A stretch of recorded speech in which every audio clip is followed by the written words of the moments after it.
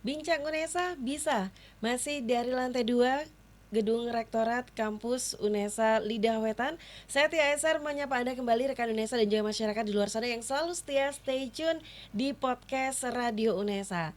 Selalu ingin kami menampilkan yang terbaik, informasi profil akademik yang ada di lingkung Universitas Negeri Surabaya. Dan kali ini sudah hadir di studio Radio UNESA seorang sosok perempuan yang tangguh, yang memiliki banyak prestasi, yang nanti kita akan tahu langsung dari beliau. Saya perkenalkan Dr. Asri Wijiastuti MPD, Kaprodi sekaligus Kajur sekaligus Kaprodi S1 Pendidikan Luar Biasa Fakultas Ilmu Pendidikan Universitas Negeri Surabaya. Langsung saja Tia menyapa Ibu Asri. Halo Ibu, apa kabar? Alhamdulillah. Alhamdulillah. Assalamualaikum warahmatullahi Waalaikumsalam. wabarakatuh. Waalaikumsalam warahmatullahi wabarakatuh.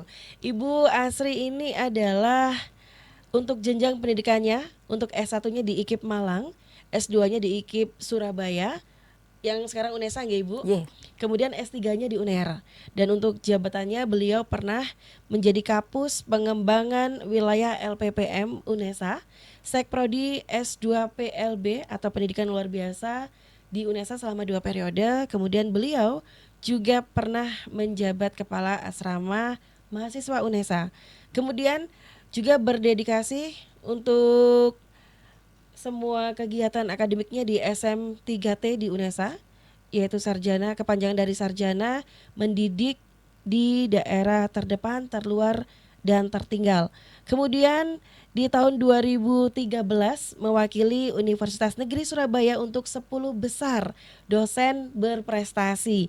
Dan nantinya juga masih banyak sekali prestasi yang akan Tia bacakan untuk Anda untuk mengenal lebih dekat sosok Bu Asri dan juga sepak terjangnya beliau di Prodi S1 Pendidikan Luar Biasa Fakultas Ilmu Pendidikan UNESA.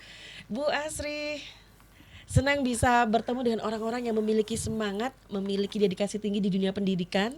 Dan tadi sebelum kita memulai perbincangan di depan kamera, saya bertanya, kami yang ada di studio ini bertanya banyak kepada Bu Asri. Dan sekarang kami akan membagikan informasinya untuk rekan Indonesia dan juga masyarakat. Bu Asri mungkin bisa juga menjelaskan terlebih dahulu sejarah awal, visi misi di Kaprodi S1 sebagai Kaprodi S1 di Pendidikan Luar Biasa FIP UNESA. oke. Terima kasih Mbak Tia. Selamat siang ya. Selamat pagi, siang, sore, Ah, malam. ah. Kita gabung menjadi semangat pagi. Betul. Ya. Semangat Jadi pagi. semangat pagi Mhm. ya bagi rekan-rekan semua, anak-anak ibu, kemudian kolega ibu ya. Kemudian masyarakat. Mhm. Nah, yang ada di luar sana ya. PLB ini sebetulnya masuk di UNESA Mhm. sejak tahun 1994. Ya, 94. iya. Mhm. Tahun 94 kita bergabung dengan UNESA yang tadinya kita itu D2. Jadi Sekolah Guru Pendidikan Luar Biasa tadinya, SGPLB. Kemudian tahun 1994 kita bergabung dengan UNESA ya. Kemudian kita menjadi S1 Pendidikan Luar Biasa. Mhm. Dan untuk visi misinya Ibu? Visi kami itu adalah unggul dalam pendidikan luar biasa, bermartabat di masyarakat global pada tahun 2025. Ya. Jadi alhamdulillah kami akreditasi A ya. Dan kemarin sebetulnya kita diusulkan untuk mengikuti akreditasi internasional, tapi ternyata akreditasi ini tidak diakui oleh Pelmawa sehingga kita tidak jadi mengikuti yang internasional ini. Ya, jadi mungkin insya Allah tahun depan kan gitu ya. Kita akan berupaya dari akreditasi A, kita akan mencoba mengikuti akreditasi yang internasional. Tarafnya internasional. Ya, yang kebetulan kita sudah punya link mulai beberapa tahun yang lalu dengan Konken University, ya. Kemudian dengan Open University of Kingdom, ya, London. Kemudian yang sekarang kita dapat program ICT, itu adalah transfer kredit, ya, dengan UGM, Universitas Kebangsaan Malaysia. Ya. Ini tadi baru dapat kabar dari sana bahwa dekan sana sudah menyetujui, tinggal bagaimana pelaksanaan perkuliahan yang menggunakan online, ya, yang di awal direncanakan 12 Oktober ini mulai, ya.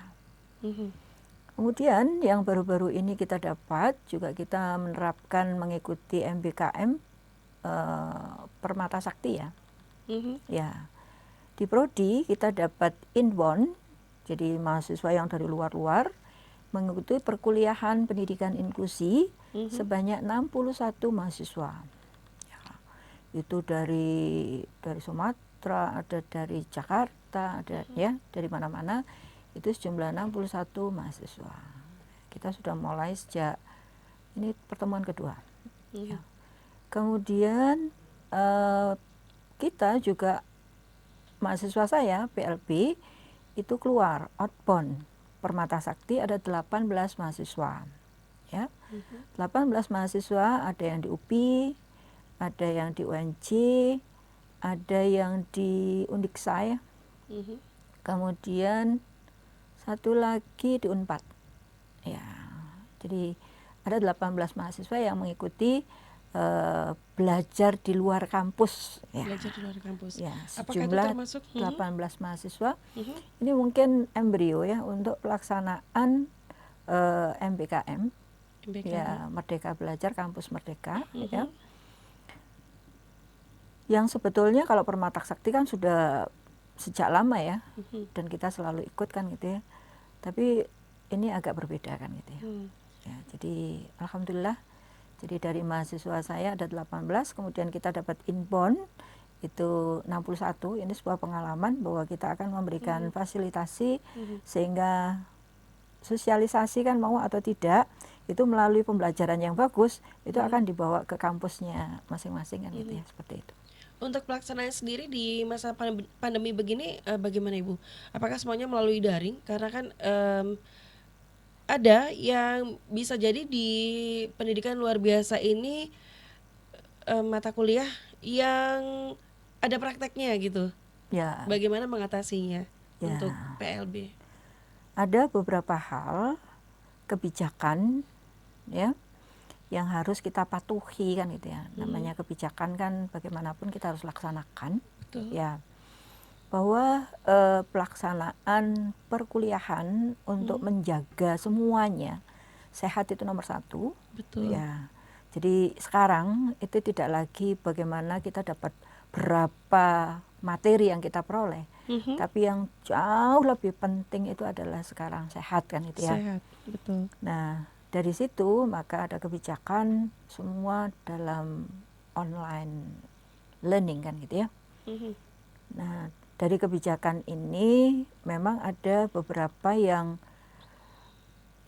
tidak maksimal, ya, tidak optimal. Ya, salah satu contohnya pada saat pembelajaran Braille. Ya, Braille itu diajarkan praktek, ya. Dia harus pakai stylus itu ditusuk kan gitu, ya, menggunakan seperti paku gitu. Kemudian ada sarananya namanya stylus. Nah, dia bisa nulis di situ. Nah, nanti kan dicek sama dosennya benar apa enggak kan gitu, ya. Harusnya begitu, Harusnya ada pertemuan seperti itu. yang Jadi tatap muka. iya. Tapi secara online ini agak ada kesulitan gitu, ya.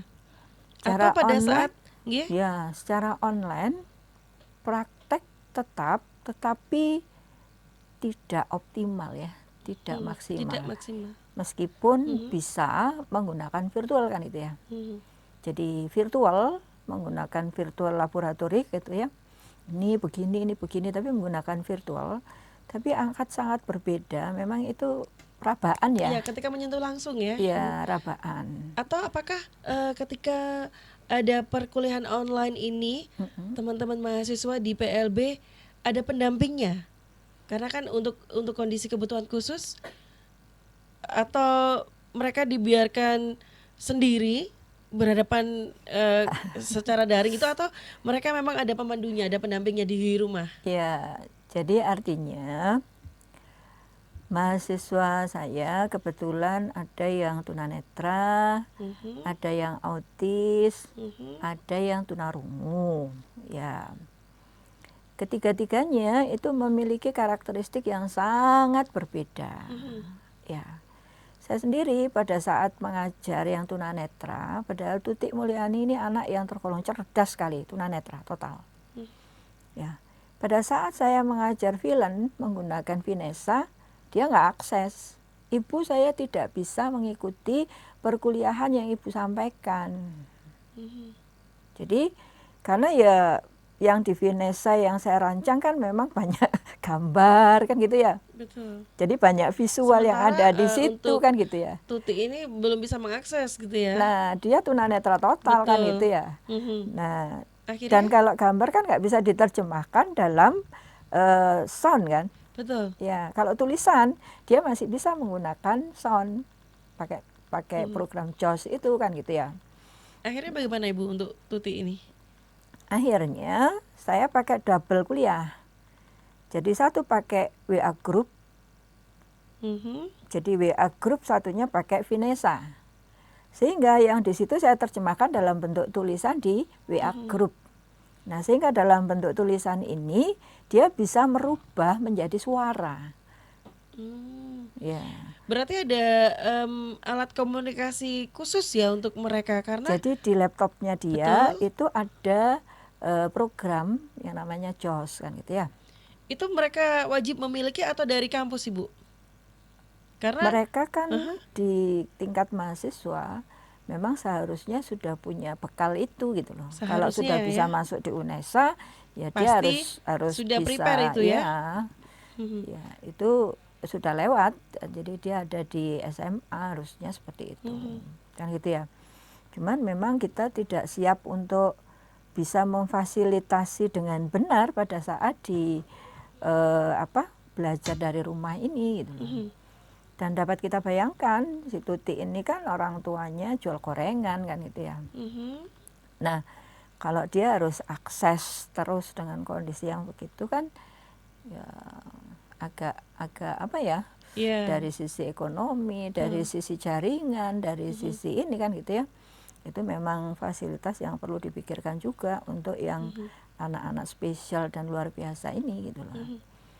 Kemudian untuk yang autis si Fuad kan gitu ya, si Fuad bisa mengikuti, tetapi pada saat di Vinesa itu terlalu cepat menurut dia kan gitu ya. Kemudian Bu kok sudah pindah lagi kan gitu. Jadi pada saat kita perkuliahan offline, dia memang ada pendampingnya, jadi teman-temannya itu mendampingi dia kan gitu ya, sehingga ada tutor sebaya kan. Nah sekarang kalau di rumah kan sebagai mahasiswa rata-rata ya jarang sih orang tuanya ikut mendampingi mahasiswa untuk belajar kan gitu ya. Jadi rata-rata kan mereka mandiri kan gitu ya. Jadi itu beberapa hal yang unik kan gitu ya. Dan memang ya bagaimanapun butuh kreativitas gitu. Nah sini loh kan gitu ya yang tunarungu kan dia bisa lihat gambar. Tapi pada saat ini ada audionya kan gitu ya. Kesulitan. Ya. Jadi kan biasanya saya buat ada YouTube kan gitu ya. Jadi virtual di situ. Nah di virtual itu kan ada penjelasannya kan gitu ya. Nah, kalau di offline dia akan dibantu teman-temannya dan membaca bibir saya kan itu. Teman-temannya ini siapa Ibu? Teman-temannya dia di rumah karena ini pelaksanaan daring, atau teman-teman yang dikirimkan kampus mendampingi dia seperti kakak tingkatnya atau apa gitu? Sampai saat ini belum ada kebijakan seperti itu. Jadi kita lepas. Ya. Sehingga, jadi ini menjadi tantangan tersendiri ya Iya. buat Bu Asri dan juga tim dosen yang lain di PLB. Iya, jadi dapat kita bayangkan sehari misalkan Betul. paralel ada 4 mata kuliah kan gitu ya. Mhm. Nah, kan jadi sehari kan ada 4 Zoom Mhm. yang kita langgan kan gitu ya. Mhm. Jadi dosen-dosen kan 4 bersama-sama kan gitu ya. Mhm. Jadi kalau misalkan di masing-masing angkatan ada anak disabilitas kan nggak mungkin kita kirim untuk Betul. pendamping Mhm. atau volunteer kan gitu ya. Mhm.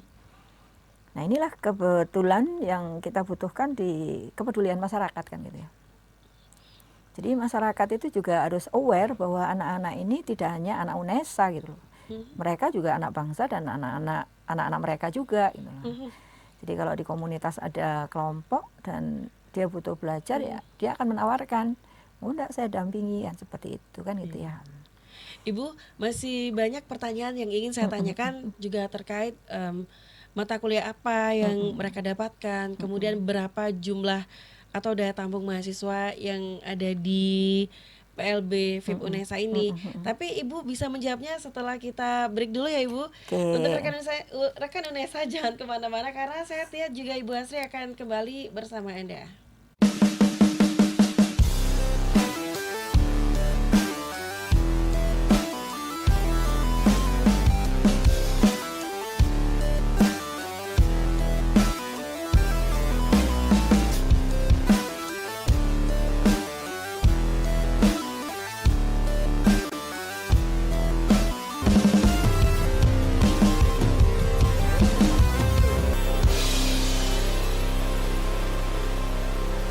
Radio UNESA.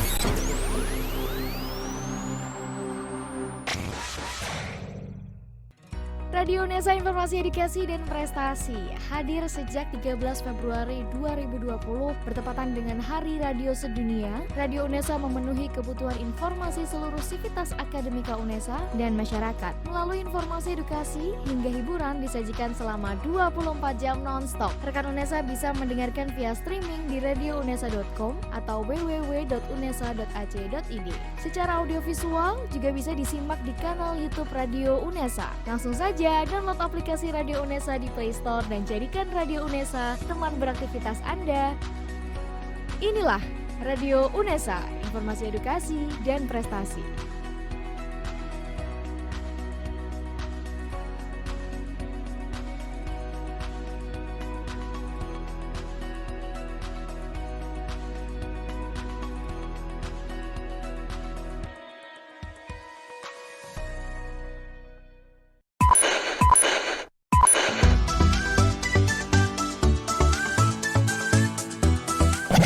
Radio UNESA.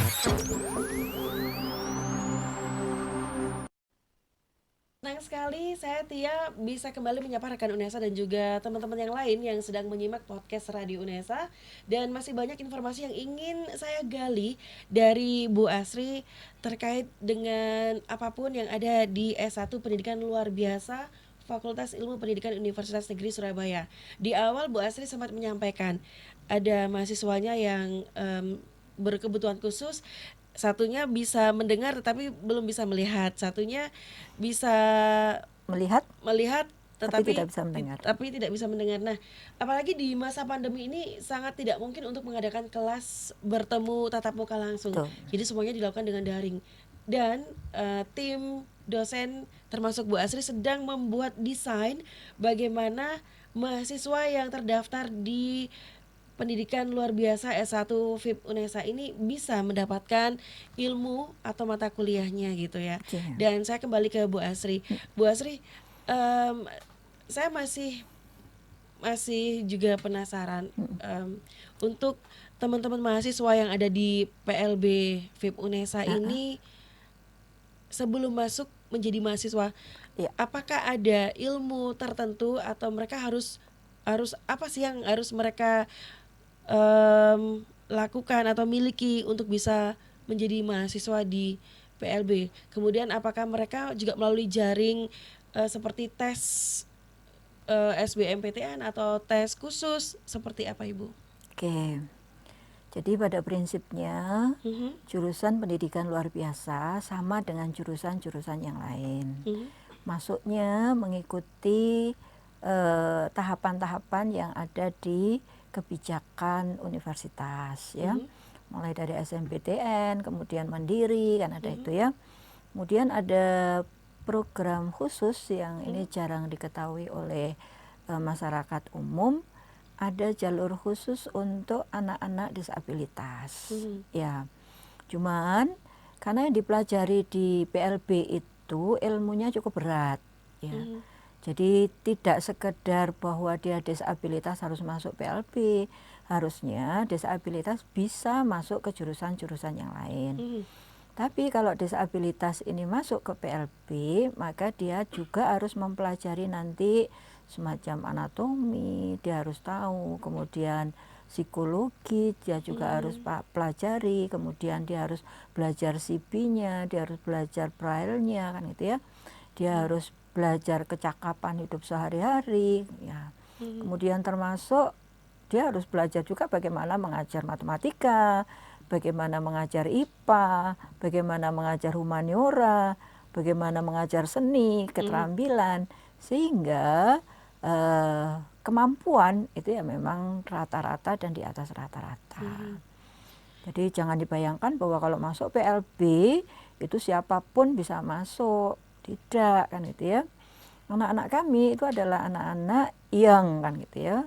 Meskipun dia disabilitas, dia memiliki kapasitas kemampuan berpikir rata-rata dan di atas rata-rata. Ya. Jadi mahasiswa yang ada di PLB ini tidak, tapi boleh kan Bu yang tidak berkebutuhan khusus tapi mereka masuk bisa kan Bu ya? Ya, jadi mahasiswa kami memang rata-rata itu adalah mahasiswa yang tidak ada hambatan maksudnya. Ya, semua orang kan pasti kan gitu ya, pasti suatu saat itu punya hambatan kan gitu ya. Tapi semua mahasiswa lulusan SMA ya boleh masuk ke PLB, baik jurusan sosial ataupun yang jurusan IPA kan gitu ya. Boleh masuk ke PLB dan nantinya kami berharap memang anak-anak cerdas dan anak-anak pandai mau masuk ke PLB untuk membagikan kepintarannya, membagikan apa yang dia punya, berkontribusi kepada anak-anak berkebutuhan khusus. Nah, ya, betul sehingga sekali. dia harus lebih cerdas, lebih kreatif kan gitu ya. Jadi jangan melihat apa yang akan saya dapat gitu loh. Tapi anak-anak pintar, anak-anak cerdas, anak-anak SMA ini apa yang bisa saya berikan ke negeri ini kan apa gitu yang ya. bisa diberikan. Insya Allah, Allah yang akan mengatur rezeki kita di belakang. Jadi tidak usah khawatir. Dan saya pikir saya beranggapan bahwa mereka yang memilih masuk untuk bergabung di keluarga besar S1 pendidikan luar biasa ini memiliki jiwa sosial yang tinggi karena nantinya ada komitmen kuat bagaimana membersamai rekan-rekannya yang lain atau di luar sana ketika lulus dia membersamai orang-orang yang membutuhkan sentuhan-sentuhan kasih sayang dengan kepintaran atau keilmuan yang dimiliki. Ya. Begitu, Bu, ya? Jadi ada dua hal yang dibutuhkan pada saat dia menjadi mahasiswa PLB, itu adalah mind dan our heart. Our heart. Okay. Ya. Jadi dua ini yang memang harus beriringan, tidak sekali. bisa tidak. Ya. Karena butuh apa? Butuh ketulusan. Yes. Ya. Butuh keikhlasan, tetapi butuh kecerdasan tinggi kan itu ya. Untuk bisa menjawab tantangan-tantangan di depan yang kita juga tidak tahu seperti apakah tantangan apalagi arus global seperti ini mereka ini dipersiapkan. Ya, jadi anak-anak saya itu Mbak Tia ya, anak-anak yang luar biasa dan anak-anak yang insya Allah kan ini adalah hubungannya dengan akhirat ya. Betul. Ya, jadi kita menabung akhirat lah, menabung surga kan gitu ya. Jadi anak-anak saya misalkan jadi guru di tunagrahita gitu ya, di jurusan tunagrahita. Nah pada saat ngajar bisa jadi anak-anak tiba-tiba ngompol kan dia weting kan gitu ya, tiba-tiba ngiler, tiba-tiba dia tantrum, teriak-teriak. Nah ini kan anak-anak ini yang harus mengganti, kemudian kembali ke kelas seperti itu kan gitu Dan ya. orang-orang yang sabar, orang-orang yang terpilih saya Iya, rasa yang dia bisa melakukan itu. Di samping betul. bertugas utama untuk mengajar, tapi dia ada saat dia harus melakukan sesuatu pekerjaan yang mulia. Saya pikir seperti itu. Iya, jadi penguasaan keikhlasan hati yang besar itu pertama yang harus dimiliki kan gitu ya. Jadi tidak cukup hanya dipikirkan bahwa saya nanti ngajar selesai, not like that kan gitu ya. Tapi apakah itu juga diberikan di perkuliahan Ibu? Maksudnya apakah nanti di mata kuliah apa saja yang diajarkan di PLB ini Bu untuk mata Ya, kuliahnya? jadi ada yang jurusan tunagrahita itu ada mata kuliah khusus yang disebut kecakapan hidup sehari-hari. Kemudian ada juga bidang yang bina diri ya. Jadi bagaimana merawat mulai dari dia wedding kan gitu ya. Kemudian bagaimana dia harus sikat gigi dan lain sebagainya kan gitu ya. Sampai jadi anak-anak tunagrahita kan banyak yang ngecas ya. Iya. Nah, bagaimana kita di riset itu supaya dia tidak ngeces kan gitu ya. Nah, mungkin Jadi ada latihan khusus, ya terapi-terapi begitu? sebelum pelajaran, mungkin dia harus nyedot dulu.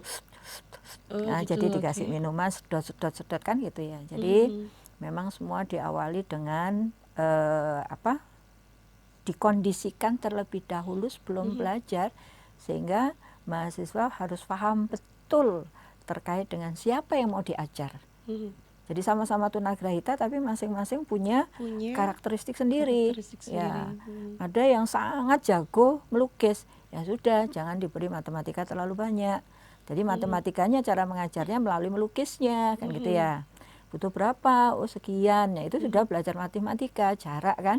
Ya, tapi tidak harus kita itu S kan gitu ya. Jarak itu S ya nggak mungkin kan. Ya, jadi ya pada saat dia melukis seperti Edo ya. Edo itu jago melukis dan lukisannya kan Edo, sangat Edward. bagus. Iya, kan Beberapa kali kesempatan saya bertemu kan lukisannya putranya sangat Bu Lili. bagus ya. Betul sekali. Kan? Ya, jadi ini yang dipahami oleh mahasiswa gitu loh. Jadi tidak mudah. Jadi tidak semuanya tunanetra sama, tidak sama. Jadi ada yang punya kebiasaan deviant behaviornya itu mata diculek-culek kan gitu ya. Supaya nyaman. Jadi karena mungkin sakit ya. Iya. Jadi cenderung Seperti seperti menyakiti itu. diri gitu Bu ya. Nah, terus kadang-kadang terus gini-gini goyang-goyang. Jadi kalau kita tidak melihat itu kan kepingin ada kepercayaan diri kan, ada memegang sesuatu atau apa kan gitu ya. Pada saat kita lampu mati kemudian kita nggak lihat apa-apa, itu kan ada perasaan ada sesuatu yang kita supaya aman itu bagaimana kan gitu ya. Nah seperti itu. Jadi dan itu satu dengan yang lain sangat berbeda kan gitu ya. Menarik sekali. Saya sendiri ingin tahu lebih banyak gitu Bu. Untuk teman-teman mahasiswa sendiri Ibu di tahun ini bagaimana antusiasme? Apakah ini terkait dengan daya tampung juga sih Ibu sebetulnya? Bagaimana di PLB? Ya, daya tampung kami kan 90. Ya. Dan tidak bisa dinaikkan gitu ya. Meskipun kita yang mendaftar 160 ya tetap itu yang harus kita ambil kan gitu ya. Untuk lebih efektif gitu Bu ya, efisien. Ya, Atau itu memang menyangkut kebijakan ya. Jadi kebijakan untuk PLB kan 2 kelas kan gitu ya. 2 kelas. Nah, 2 kelas, 1 kelas itu kan maksimum 45 kan gitu ya. Kalau diisi lebih lagi ya itu sudah over capacity Berarti sih. stabil Ibu ya dari tahun ke tahun ya. Alhamdulillah stabil kan gitu ya. Secara umum sampai akhir tahun sekarang yang 2020 kita masih stabil ya. Untuk dosen tenaga pendidiknya Ibu untuk di PLB bagaimana? Ya, kami kebetulan 18 orang ya, dan kualifikasi sangat bagus. 3 di kami profesor dan 1 insya Allah ini sedang kami usulkan ya, mudah-mudahan tahun ini lolos. Sehingga kami menginginkan ada 4 profesor ya. Kemudian kita punya 8 doktor kan gitu ya. 6 masih menunggu menuju doktor kan gitu ya. Ya, mudah-mudahan tim dosen bisa membuat warna, bisa mencetak atau mendesain lulusan-lulusannya dengan dibekali ilmu yang bagus juga nantinya Amin, insya Allah, dipakai di insya Allah, insya masyarakat. Allah, insya Allah. Kemudian Ibu, apakah diinformasikan juga ke teman-teman mahasiswa nantinya ketika kita berharap pandemi ini berakhir, mereka akan menempati gedung apa, kemudian lantai berapa, fasilitas apa aja yang nantinya mereka Oke. bisa nikmati gitu sebagai penunjang untuk belajar. Ya, kita semua sudah kangen untuk bertemu ya. Kangen sekali. Betul. Saya juga sudah sangat kangen dan rindu pada anak-anak saya ini. Ya, yang biasanya kami kuliah ada di gedung O6 yang sudah dibangunkan oleh UNESA, sangat bagus. Ya, 4 lantai, ya, sangat representatif, dan kita biasanya berkuliah di situ dengan nyaman. Kemudian ada lab hidup yaitu PLA kan gitu ya. Jadi Lab hidup maksudnya bagaimana, Bu? Jadi lab hidup di PLA itu ada anak-anak berkebutuhan khusus yang terapi di situ. Oke. Ya, sehingga anak-anak mahasiswa kan setiap kali melihat berbagai ragam dan berinteraksi. Nah, karena berinteraksi sehari-hari kan gitu ya, itu kan menjadi lab hidup. Lab hidup itu artinya tidak harus bahwa dia masuk lab kan gitu ya. Iya, Bertemu betul. sehari-hari dengan mereka, dengan orang tuanya, kemudian bercengkrama. Itu sebetulnya sadar atau tidak sadar dia belajar kan gitu ya. Ya. Jadi melalui beberapa pembiasaan, mudah-mudahan juga harapannya ada bentuk keahlian baru, soft skill yang didapatkan. Betul, jadi ya betul. Jadi kan itu ada interaksi heart to heart ya. Kemudian juga belajar bagaimana pada waktu anak itu nangis di situ, bagaimana orang tuanya menenangkan, kemudian dia ikut membantu, kan itu salah satu keterampilan-keterampilan yang biasanya dia dapat pada saat offline kan gitu ya. Nah, sekarang dia harus di rumah, dia nggak ketemu siapa-siapa kan gitu ya. Nah, ini yang cukup merugikan. Kemudian kami juga ada fasilitas laboratorium untuk tunanetra, ada laboratorium untuk tunarungu, kemudian tunadaksa ada.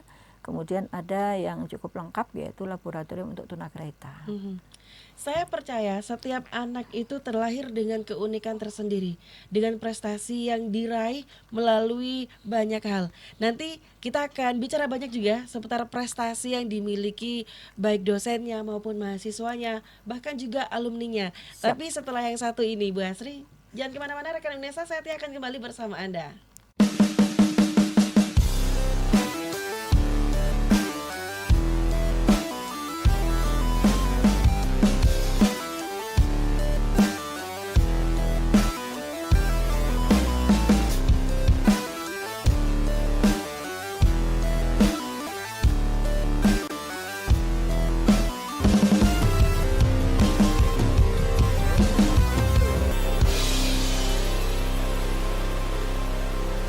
Radio Unesa.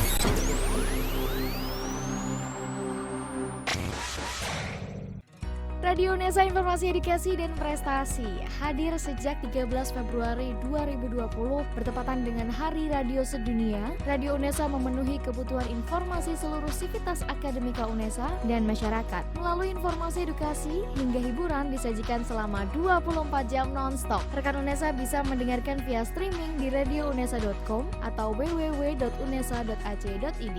Secara audiovisual juga bisa disimak di kanal YouTube Radio Unesa. Langsung saja download aplikasi Radio Unesa di Play Store dan jadikan Radio Unesa teman beraktivitas Anda.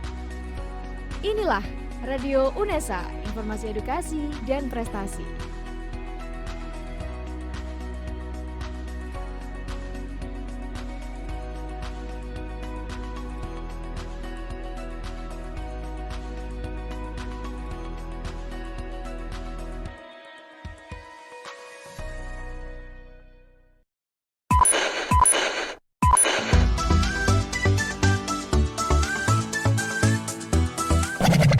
Radio Unesa.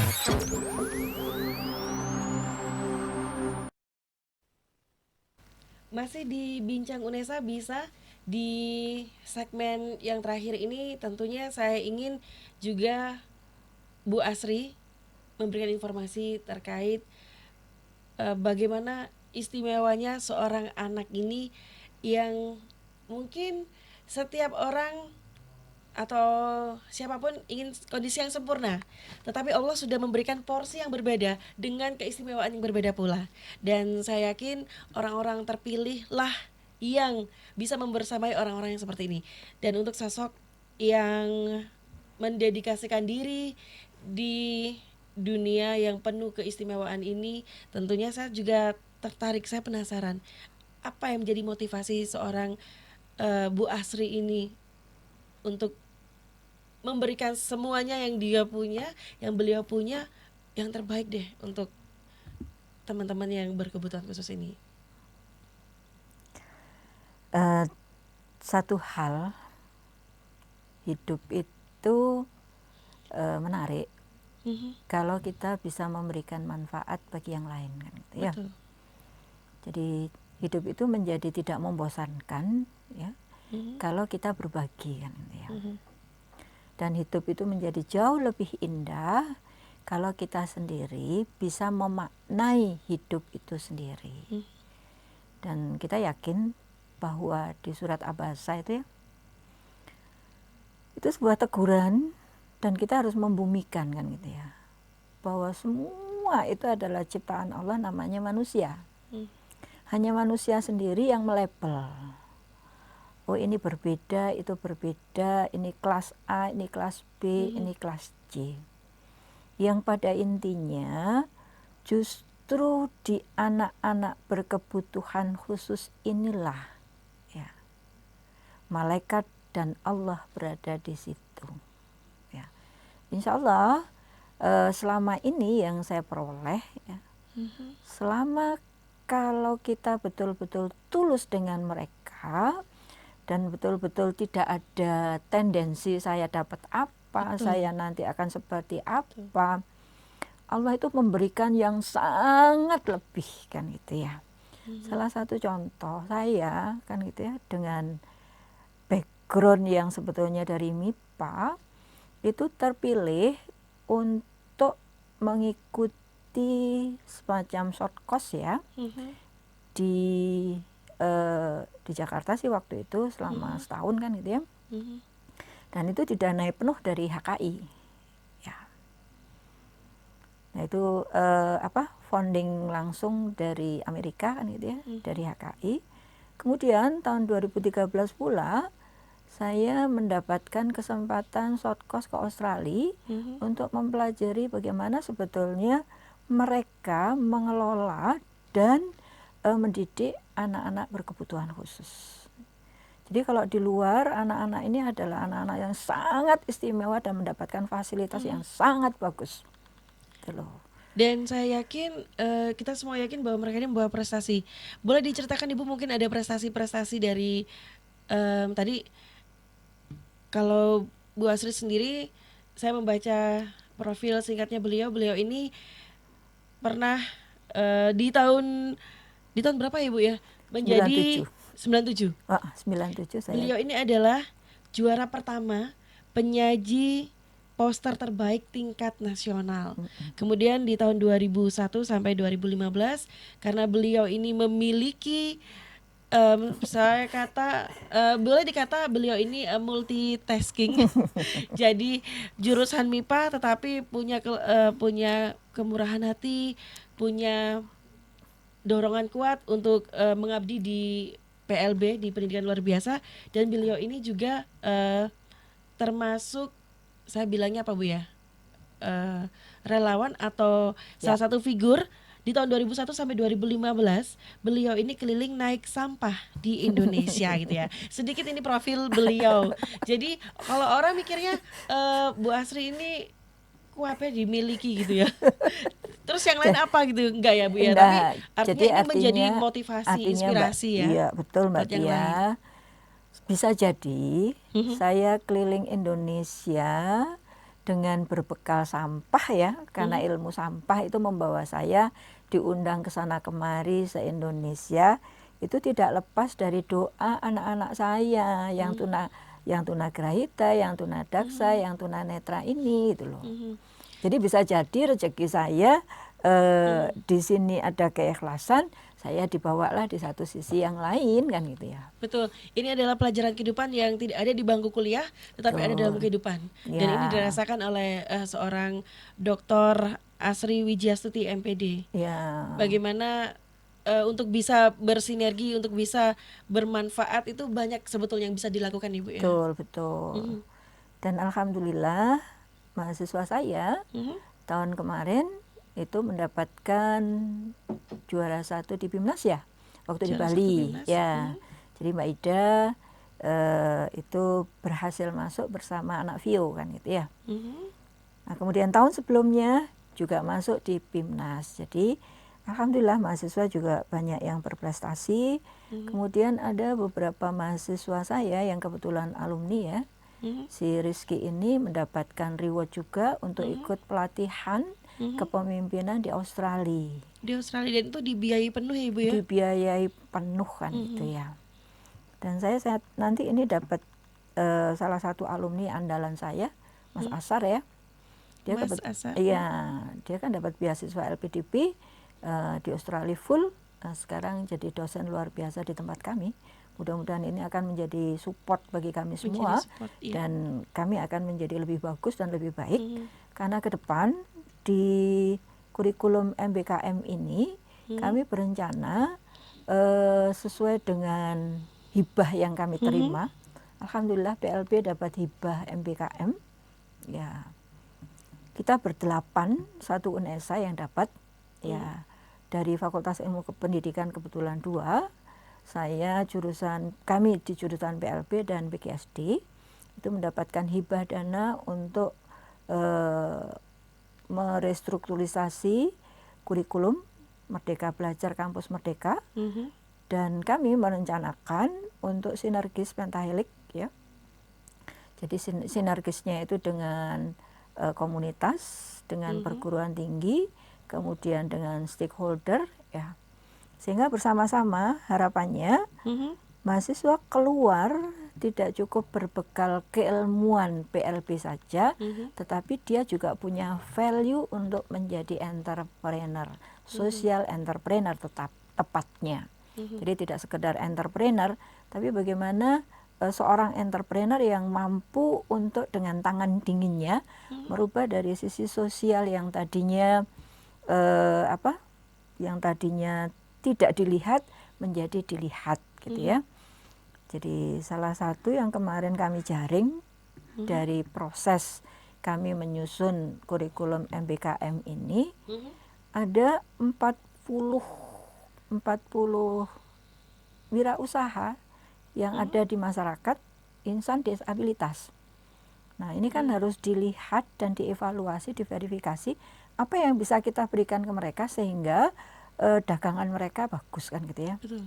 Ya, jadi ada bakso buto, kemudian ada yang jualan jamu, kemudian ada yang baru ini yang boleh nanti di Kertajaya itu teman-teman Disable Motor Indonesia mereka buka laundry sepatu. Ya. Oke. Jadi mereka sudah juga dibekali tidak hanya keilmuan tapi juga jiwa wirausaha. Betul. Bagaimana bermental pengusaha gitu Bu ya. Betul. Dan juga kepekaan sosial terhadap masyarakat. Iya. Dan ini juga yang akhirnya membuka wacana untuk masyarakat bahwa orang-orang yang spesial, punya kebutuhan spesial itu juga tentunya sama Allah diberikan sesuatu yang spesial. Betul. Untuk terus mengiringi dan beriringan bahwa mereka ini juga membawa manfaat untuk masyarakat gitu Ada kan. loh yang melukis pakai mulut dan hasilnya bagus. Oh iya Ibu, Ya, siapa Ibu? jadi si Ampo ini, jadi dia anak Gresik ya. Pernah saya undang ke jurusan pada waktu mata kuliah kewirausahaan, ya. Dia melukis pakai mulutnya dan hasilnya bagus dan itu dijual mahal. Oh gitu. Permisi, maksudnya kenapa tidak menggunakan ataukah masuk kategori apa sih ampuh ini? Karena dia memang nggak punya tangan ya. Oke. Ya, jadi nggak punya tangan, kemudian kakinya tinggal satu jarinya gitu ya. Sehingga dia lebih banyak menggunakan ya kakinya itu dipakai melukis dan lebih banyak menggunakan mulutnya untuk melukis. Dan hasilnya luar biasa. Saya saja yang punya lengkap nggak bisa ngelukis. Nah, itu dia Bu. Di balik kebutuhan istimewa mereka punya keunikan, kekhususan yang orang yang seperti yang berdampingan dengan dia mungkin akan takjub dan mulai menghargai sosok utuh mereka karena memiliki kemampuan yang Jadi saya itu hanya menginginkan hargai karyanya. betul. Jangan lihat fisiknya. Ya. Jadi kalau yang kita lihat fisiknya, kita akan berhenti di situ. Tapi karyanya apa yang bisa kita berikan acungan jempol. Jadi cari sisi positifnya, cari yang baik-baik dan potensi yang ada pada dia. Jangan dicari-cari kelemahannya. Betul sekali. Dan apakah di S1 PLB FIP Unesa ini menjalin kerjasama untuk bisa menopang atau menunjang dan membekali mereka ketika mereka akan keluar dan menjadi lulusan di dunia kerja mereka, apakah diberikan informasi seperti itu? Ya, jadi selama ini kami sudah menjalin kerjasama dengan sekolah-sekolah luar biasa, kemudian dengan lembaga-lembaga terapi, kemudian kita kerjasama juga dengan dinas pendidikan ya. Jadi kita sudah bertahun-tahun ini kerjasama dengan Dinas Pendidikan Lombok Tengah. Mereka mengirim mahasiswa ke sini, kemudian dia kembalikan ke sana. Jadi mahasiswa yang rata-rata sudah menjadi guru, kan kemudian dengan background non PLB, kemudian di sini kita bekali dia kembali membawa ilmu PLB untuk mengajar di Lombok. Ya, kemudian beberapa tahun yang kemarin kita bekerja sama juga dengan pemerintah Bontang ya. Pemprov Bontang ya, kemudian dengan Pemprov Jawa Timur juga tahun kemarin mengirimkan mahasiswa guru-guru yang memang bukan backgroundnya PLB, tetapi dia akan mengajar di sekolah inklusi di mana di dalamnya ada anak-anak berkebutuhan khusus, maka dia harus paham bagaimana mengajar mereka. Oke. Jadi mereka selain memang berprestasi, juga untuk rekan Unesa dan masyarakat juga tahu ya, prospek lulusan dari PLB ini jangan khawatir gitu ya, karena memang di PLB sudah didesain sedemikian rupa mereka dibekali ilmu yang nantinya ketika menjadi lulusan menjadi produk-produk yang membawa kebermanfaat gitu ya. Ya betul. Jadi mahasiswa kami lulusan ada yang bekerja di dinas sosial. Bekerja di dinas sosial. Ya. Kemudian ada yang membuka lapangan pekerjaan, menjadi wirausahawan. Alhamdulillah ini yang saya support. Kemudian yang banyak jadi guru ya. Kemudian ada juga yang bekerja di pemerintahan. Di pemerintahan. Ya. Saya dapat kabar satu Sizul ya tunarungu, dia kebetulan kemarin ikut di Unesa sebentar, kemudian saya titipkan di Wiyung itu, dia tunarungu, kebetulan dia bagus sekali jadi programmer. Dia udah melanjutkan di Stikom sih, sekarang sudah jadi PNS dan menjadi programmer di BKD. Nah ini ikut membantu PNS CPNS kemarin di regional Jawa Timur. Jadi profil alumni juga bagus ya Bu ya untuk kontribusinya ke balik ke jurusan. Ya, ada yang jadi dosen banyak ya, kemudian yang bekerja di industri juga banyak. Ada. Ibu, di penghujung perbincangan kita, apa yang ingin Ibu sampaikan untuk rekan Unesa dan juga masyarakat? Oke.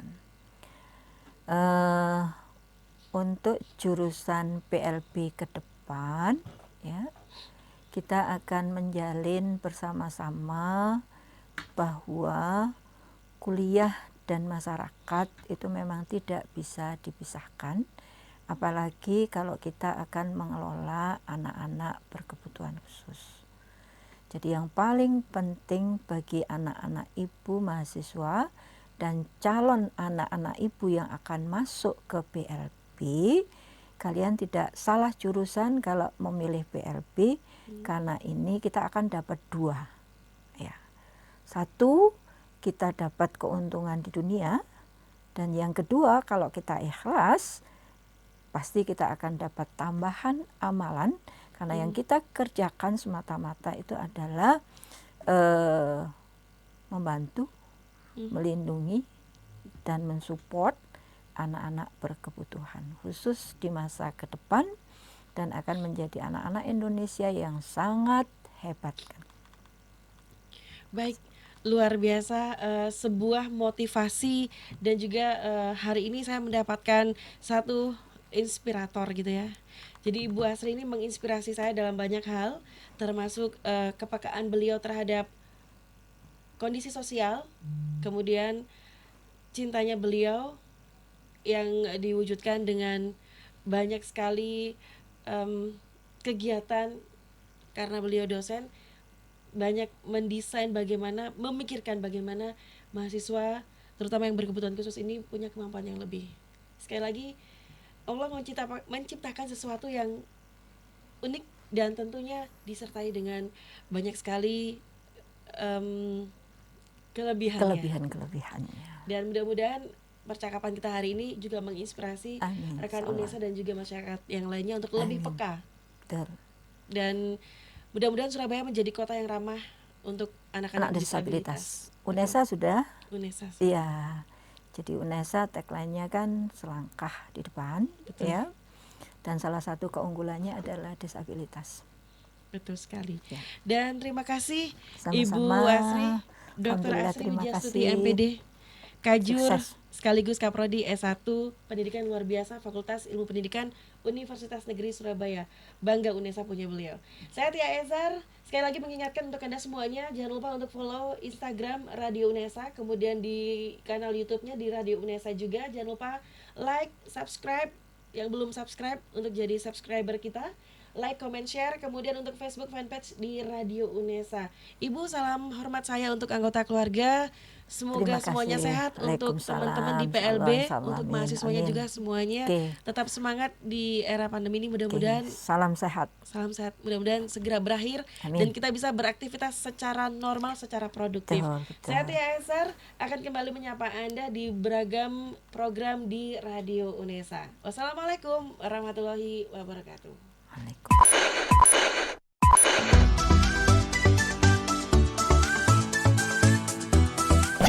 Radio UNESA.